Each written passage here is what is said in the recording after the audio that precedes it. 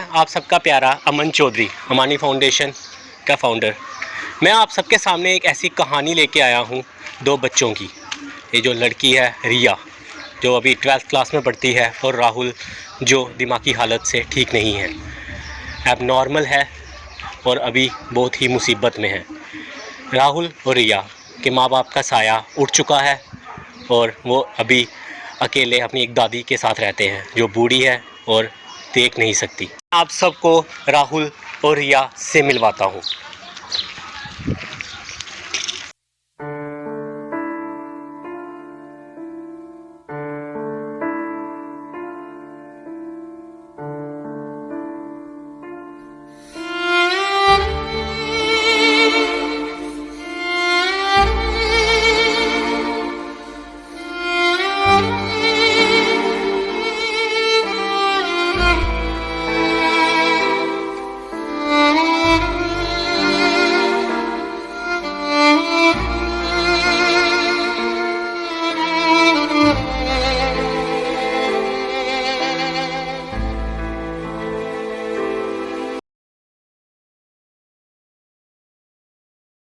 ये है हमारे राहुल, हाय, और ये हमारी रिया है, और ये दादी जी हैं जो देख नहीं सकती।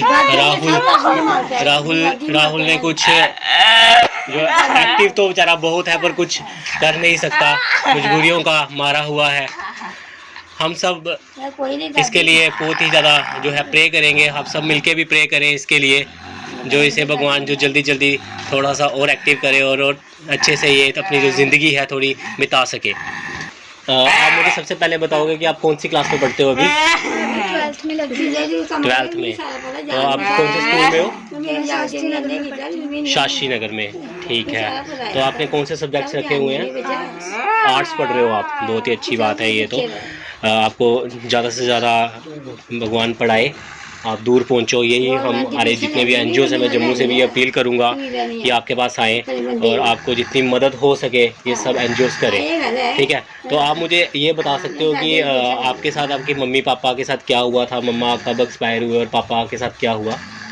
मम्मा पहले ही चले गए थे हमें छोड़कर जब हम छोटे थे, तो मेरी दादी ने ही हमें संभाला है। तो उसके बाद पापा के साथ थे हम, तो पापा भी बीमार हो गए थे, तो अभी पापा एक्सपायर हो गए, 5-6 साल हो गए। 5-6 साल मतलब आप तब 7th 8th में ही थे? हाँ जी, 7th 8th में। बहुत छोटी एज में ही आपके जो माँ बाप का साया है वो रिया और राहुल के सिर से उठ चुका था, और रिया तब से 7th 8th से ही मेहनत कर रही है अपनी अंधी दादी के लिए और अपाहिज बाई के लिए। तो रिया के हम जज्बे को सलाम करते हैं कि रिया छोटी उम्र में ही भगवान ने इसको इतनी बड़ी जिम्मेदारी दे दी है जो ये अकेले ही निभा रही है, ये बहुत बड़ी बात है। तो रिया आपने 7 से लेके 12 तक, जब से आपके फादर एक्सपायर हुए, मदर तो आपके पहले एक्सपायर हो गए थे, जब से आपके फादर एक्सपायर हुए आपने 7 से लेके 12 तक क्या क्या प्रॉब्लम्स थी जो फेस की अभी तक? बहुत प्रॉब्लम फेस की है। मेरा छोटा सा भाई था, दादी थी, सर पे मम्मी पापा तो नहीं थे, ताऊ चाचे हैं पर वो सब अलग अलग रहते हैं, कोई नहीं देखता है यहाँ पे।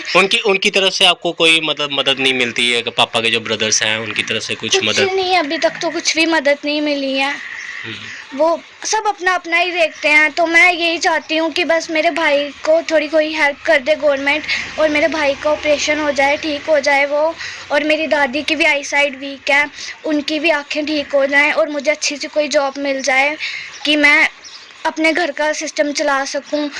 यहाँ हम BPL का राशन मिलता है हमें, बट फिर भी हमारी बिजली का बिल उतना ही आता है, कोई कम नहीं करता है, यहाँ पे कोई मदद नहीं करता है।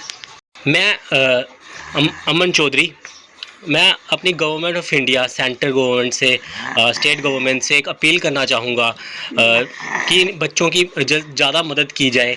अगर ये बच्ची पढ़ी लिखी है, 12th क्लास में है, जैसे अपनी 12th क्लियर करती है, अपनी स्टेट गवर्नमेंट से एक रिक्वेस्ट करना चाहूँगा कि इस बच्ची को कोई गवर्नमेंट जॉब दी जाए या जो इसकी भाई का इलाज करवा सके, अपनी दादी का इलाज करवा सके, अपने घर की हालत तो देख ही ली होगी, अपने घर को थोड़ा मेंटेन कर सके, अपना राशन वगैरह खुद कर सके, और अपनी जितनी ज़रूरत की चीज़ें हैं ये खुद ही अपनी उस चीज़ को पूरा कर सके। जो लगदा डैडी पूरा होया है हाँ। ते एह् किन्ने सालें दा हा? मेरा डैडी आहो 6 साल दा 6 सालें दा हा। ते तुसीं फिर बड़ी मुसीबतां दिक्खियां होनियां ने, है नी? बड़ियां मुड़े मेरे 4 तुंदे लख मरी गे न जवान अच्छा ते केह् बचना भी बच्चा केह् लक्क टुटी गेदा आहो तुंदी जेह्ड़ी तुंदी पोतरी है सारा घर चला दी है, किन्ने सालें दा तुंदा? पोती कहनी नहीं जाई पोती जाई पढ़ा ही तो इनके घर का मेरे पास बिजली का बिल है, जो इनका घर का बिजली का बिल है वो 62,000 प्लस है। तो ये बच्ची देखा जाए तो कहाँ से इतना पैसा देगी? तो मैं गवर्नमेंट से ये अपील करना चाहूँगा अपनी जम्मू की कि इनका जो बिजली का बिल है वो माफ़ कर दिया जाए और इस बच्ची के जो कंधों से इतना बड़ा बोझ है वो भी हटा दिया जाए, क्योंकि ये हमारे जम्मू की बच्ची है।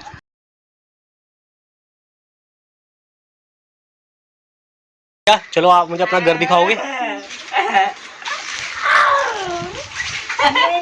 तो ये रिया का घर है, एक रूम यहाँ पे है और एक रूम यहाँ पे है, और इस रूम में कोई बिजली नहीं है। जो बिजली है वो एक बस उसी रूम में है जिस रूम में हम उनसे बातें कर रहे थे।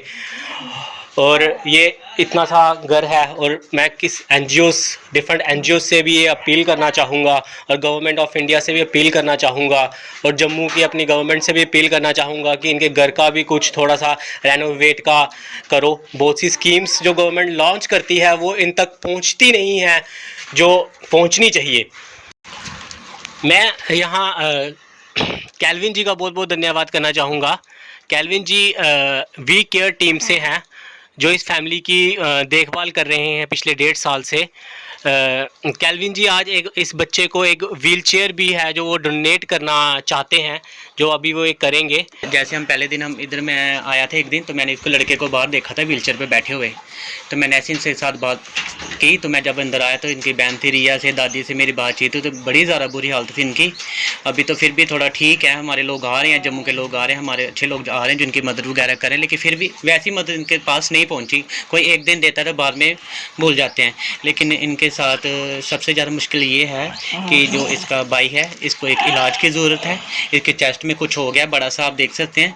तो वो पता नहीं क्या प्रॉब्लम, ये बता तो सकता नहीं कि कुछ ना कुछ निकला हुआ इसको चेस्ट में।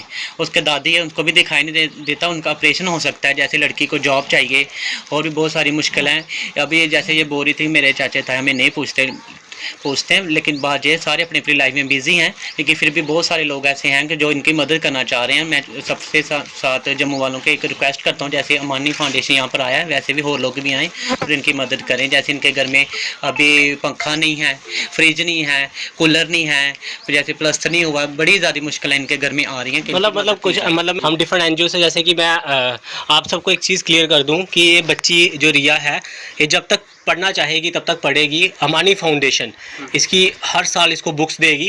जैसे अभी 12th में है, इसको बुक्स मिलेंगी अमानी फाउंडेशन की तरफ से। तो जब तक ये पढ़ेगी, आगे इसने ग्रेजुएशन करनी है, पोस्ट ग्रेजुएशन करनी है, चाहे PhD तक पढ़े, तब तक इसको जो अमानी फाउंडेशन ही इसकी बुक्स को प्रोवाइड करेगी। तो वैसे ही हम अपील करते हैं कि कुछ डिफरेंट एनजीओ से कि सब एनजीओ सामने आए और इनको कुछ ना कुछ, जैसे कि आपने बोला कि इनको फ्रिज की, जैसे किसी के पास पुराना फ्रिज पड़ा होता है या किसी के पास कुछ पुराना कूलर पड़ा होता है, वो इनको यहाँ पे डोनेट कर सकते हैं। जैसे इनके घर में ऐसे फ्री पड़े होते हैं, जैसे ख़राब हो जाते हैं, घर में कोई लोग AC लगवा लेते हैं तो उनके पे जैसे कि वो मतलब फ्री हो जाते हैं। तो अगर वो ऐसे किसी को देते हैं बाहर, तो वो इस फैमिली को आके देख सकते हैं, मतलब वो भी इनकी हेल्प कर सकते हैं। और सबसे ज़्यादा मैं रिक्वेस्ट करना चाहूँगा जो विक्रम चौक के जो कॉर्पोरेटर हैं जी, अमित चौधरी से, कि प्लीज़ वो यहाँ पर आए, प्लीज़ विजिट करें और इनकी कुछ ना कुछ मदद करें वो। क्योंकि हम एक दिन आएंगे, 2 दिन आएंगे, लेकिन हम ज़्यादा टाइम नहीं आ सकते, मदद नहीं कर सकते। उनको चाहिए कि लड़की को छोटा मोटा कोई जॉब दें कि ये अपनी फैमिली को खुद टेक केयर कर सके और अपना जीवन जो है चला सकें। भाई हम रिक्वेस्ट करना चाहेंगे गवर्नमेंट से और स्पेशली अमित चौधरी से। जी जी ठीक।